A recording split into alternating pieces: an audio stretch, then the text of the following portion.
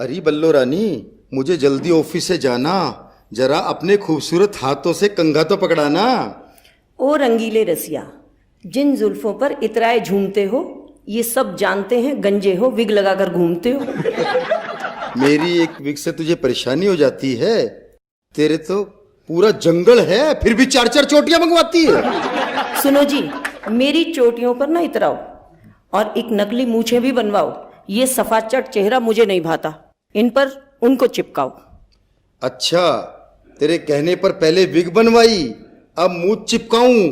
बाल तुझे इतने ही पसंद हैं तो क्या अनिल कपूर बन जाऊं? देखा, क्या कहते हो कि अनिल कपूर दिखते हो?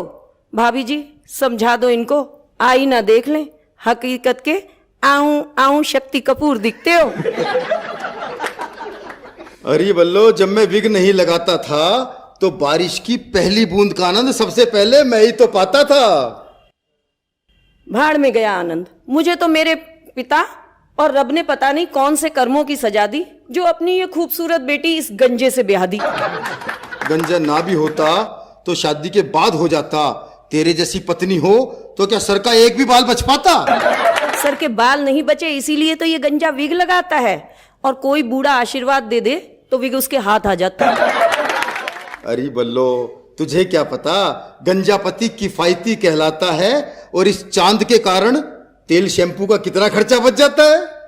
खाक तेल शैम्पू का खर्चा बच जाता है, मेरा फेस वॉश तो 2 गुना लगाता है। और खुद पार्लर में जाकर कलरिंग, रिबॉन्डिंग और न जाने क्या क्या करवाती है।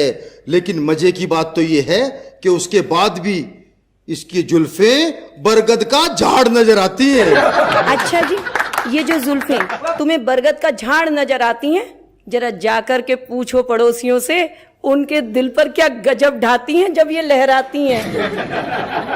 ये पत्नियां सारा खर्चा तो पतियों का करवाती हैं और अदाएं जाके मोहल्ले भर में दिखाती हैं। तो इसमें कौन सी गलत बात है? हर पत्नी अपने घर में बस बर्तन मांजती और कपड़े धोती है, उसके हुस्न की असली तारीफ तो मोहल्ले में ही होती है। मनोज जी, ये बल्लो मेरे गंजे होने का फायदा उठाती है, खुद तो भाभी जी बनी घूमती है, मुझे छोरियों से अंकल जी कहलवाती है। और इस अंकल जी की बात बताते मुझे शर्म आती है, इस गंजे को तो मोहल्ले की हर बूढ़ी आंटी भी भा जाती है। वैसे तो कहती है मुझे बहुत प्यार करती है, लेकिन मैं किसी बुढ़िया से भी बात कर लूं तो मुझ पे शक करती है। गलत बात, शक का इल्जाम हमेशा हम औरतों के सिर आता है। इतिहास गवाह है, भगवान राम भी तो सीता से ही अग्नि परीक्षा करवाता है। हम पतियों को तो पत्नी के रूप में हमारे कर्मों की सजा दी जाती है, और इनका बदला पूरा ना हुआ तो सावित्री बनकर यमराज से भी पति के प्राण खींच लाती है। और मेरे प्राण तो तब सूख जाते हैं, इस गंजे को लेकर मुझसे तो मायके भी नहीं जाया जाता है। वहां जाकर ये गंजा मेरी बहन यानी अपनी साली से टकली पर चंपी करवाता है। अरे बल्लो, काश ये बात तेरी समझ में आ जाए, साली के नाजुक हाथों का जादू चले और मेरे सर पे बाल आ जाए। हा, ये देख लो, ये बूढ़ा, ये गंजा ठंडे तवे पे रोटी सेकता है, उजड़ा चमन है, ख्वाब बसंत के देखता है।